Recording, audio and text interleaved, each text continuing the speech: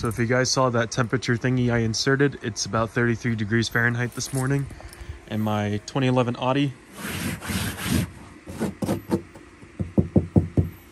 it's all iced up. On the window, all around, way up there. So the whole thing is iced up right now, and I figured this would be a good chance to see how this thing starts in really cold weather. 33 degrees Fahrenheit, TDI, 203,000 miles. So we're gonna try and start it. Not taking that sucker, so we're not gonna start that up.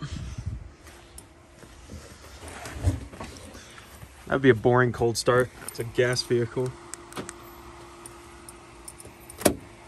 Oh, I'm frozen. There we go. Right. Let's see if I can.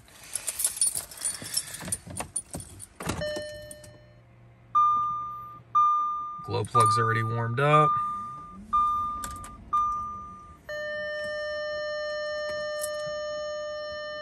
Let's go.